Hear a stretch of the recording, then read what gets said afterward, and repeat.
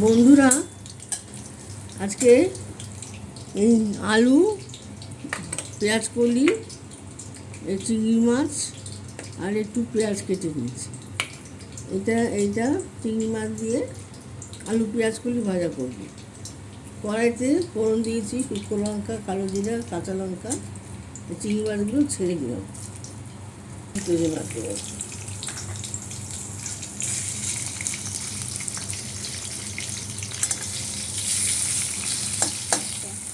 চিংড়ি মাছগুলো দিয়ে দিয়েছি। একটু তেলের মধ্যে ভাজাবো।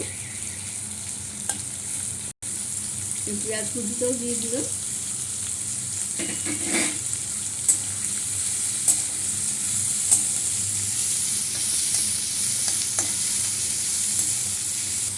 বন্ধুরা, আমার চিংড়ি মাছ আর পেঁয়াজ কুচি ভাজা হয়ে গেছে। একটু টমেটো দিয়ে দিলাম, একটু আলুটাও দিয়ে দিলাম।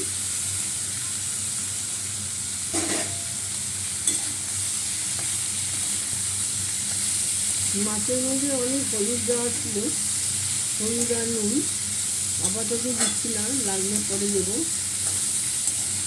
এখন এটা ভালো করে ভাজাবো, আলুটা নরম হবে, তারপরে পেঁয়াজ কলিগুলো দিয়ে দেবো। এইভাবে করে খাবেন, রুটি ভাত জ্বালিয়ে খাবেন, সবই চলে যাবে। আলু পেঁয়াজ কলি ভাজা চিংড়ি মাছ দিয়ে এটা একটা বিখ্যাত খাওয়া।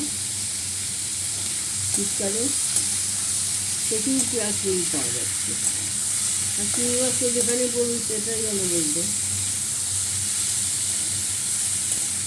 এইভাবে একটা তরকারি করে খাবেন, রুটি দিয়ে রাত্রে খুব ভালো খাবেন।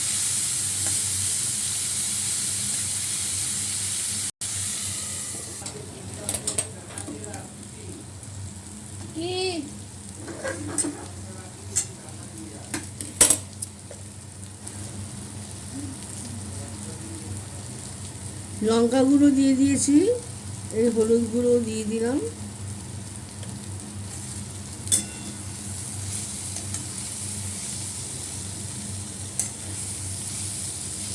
আমার এই ভাজা ভাজা হয়ে গেছে প্রায়। এটাকে কি বলে যাবে, পেঁয়াজ কলিগুলো দিয়ে দিলাম।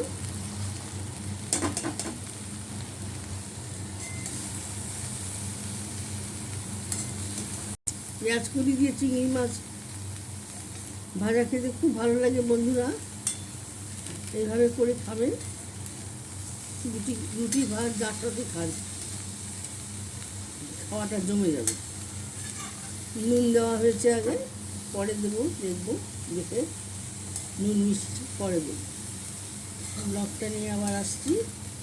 লাইক শেয়ার কমেন্টস করে দেবেন। এইভাবে কার ভালো লাগবে সে বলবেন, কমেন্টস করে দেবেন, শেয়ার করলে ফলো করে দেবেন, আর ইউটিউব থেকে করলে সাবস্ক্রাইব করে দেবেন। আর এইভাবে আলু পেঁয়াজ কলি চিংড়ি মাছ দিয়ে ভাজা করে খাবেন, অপূর্ব খেতে লাগে। অনবদ্য চিংড়ি মাছ যেখানে পড়ে সেটাই ভালো। ঢাকা দিয়ে রাখো। চিংড়ি মাছ দিয়ে আলু পেঁয়াজ কলি ভাজা আমার হয়ে গেছে। বন্ধুরা, এইভাবে করবেন, খেতে খুব ভালো লাগে। এটা দিয়ে রুটি খেতে তো খুবই ভালো। ব্লগটা আমি এখানে শেষ করলাম। নমস্কার। আপনারাও এইভাবে ভেজে খাবেন, আর ফেসবুক থেকে দেখলে ফলো করবেন, ইউটিউব থেকে দেখলে সাবস্ক্রাইব করবেন। নমস্কার।